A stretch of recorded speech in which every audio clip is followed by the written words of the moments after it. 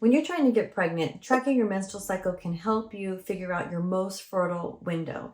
And so that's what we're going to talk about today. How to track your menstrual cycle to improve your chances of getting pregnant. So come on, let's go. And welcome to the Fertility Godmother Show.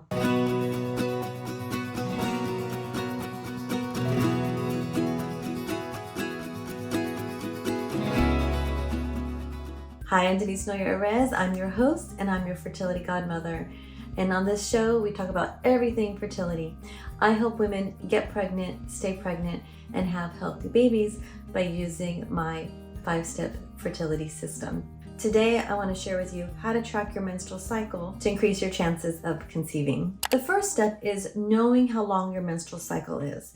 When you're tracking your menstrual cycle, it starts from the first day of a full bleed and it goes until the next day of a full bleed. So if you happen to be spotting before you actually have flow, the spotting days don't count as day one. But it's really important to note if you are having spotting and for how long, because that can give you a clue that there's something going on that needs to be corrected within your body. So the first day of your menstrual cycle is actually when you start to flow. A normal cycle can range from 26 to 32 days. Ideally, we want it around 28 to 30 days. So if it's shorter than 26 days, then we need to correct and lengthen that menstrual cycle. And if it's longer than 32 days, we need to shorten it and regulate the menstrual cycle so that you increase your chances of having a healthy pregnancy and a healthy baby. The second step is track your basal body temperature.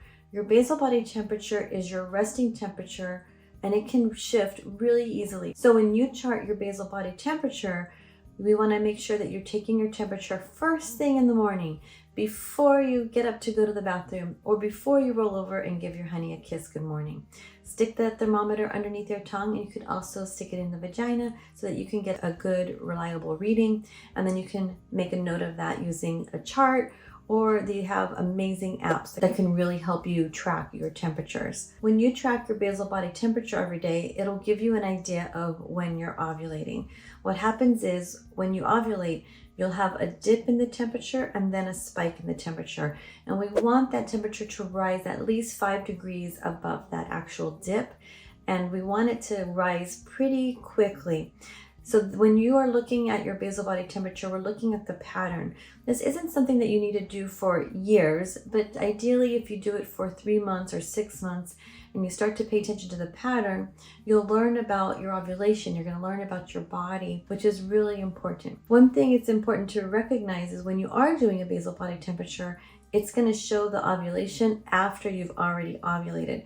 But when you look at it over time, it'll help you get an idea of when you're ovulating, which will help you take the pressure off of trying to time everything. The third step is to track your cervical mucus. You're going to have different types of mucus or discharge throughout your cycle. So that fertile mucus is that egg white, stretchy mucus that tells you when you're ovulating. It's ideal to have this fertile mucus somewhere between 2 to 5 days. And again, it lets you know when your body is getting ready to ovulate and when you're ovulating.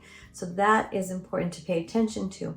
So if you tend to be on the drier side, then that's another area where we want to correct and balance out so that you have that fertile mucus so you can nourish that sperm. Now remember, sperm can last anywhere from 2 to 5 days in the reproductive tract, so the better nourishment you can provide it, the longer it can last, the better chances of fertilization. Of course, his quality of sperm absolutely matters too. Step 4 would be to use an ovulation predictor kit. In the beginning, I think it's really important to combine both of these because it's going to be giving you a lot of information.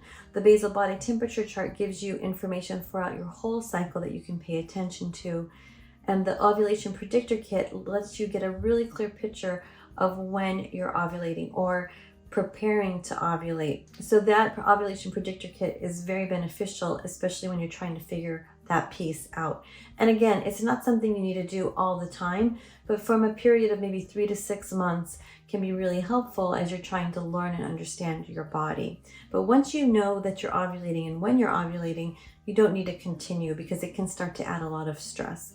We want to just use these tools to help us understand our bodies and empower us so that we know when we're ovulating and what our bodies are telling us. When you're using an ovulation predictor kit, when it says that you're super fertile, It's letting you know that you will be ovulating, you'll be releasing that egg between 24 and 36 hours. So that is the best time to have sex. The trick with the ovulation predictor kit, or the trick with having sex, is you want to make sure you have sex before you ovulate. And remember, again, the sperm can last 2 to 5 days. So I hope knowing that takes some of the pressure off of trying to always hit it exactly on the right spot. And the last step is keeping all this organized either on a calendar or in your app so that you can track and see the patterns and you can really get an understanding of what your body is telling you.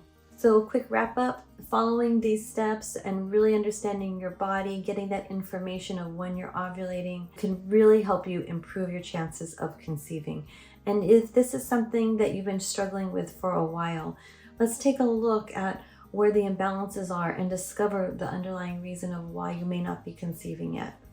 And in the meantime, give yourself some grace and realize that it doesn't always happen right away. If you have been struggling and you're ready for some more help so that you can optimize your chances of conceiving, having a healthy pregnancy and baby, then click the link in the description below and let's have a talk and see if and how I can help you. In the meantime, make sure to give me a thumbs up, share this video, and I'll see you in the next video. Until next time, I'm Denise Noyer-Arez, wishing you a healthy, happy pregnancy.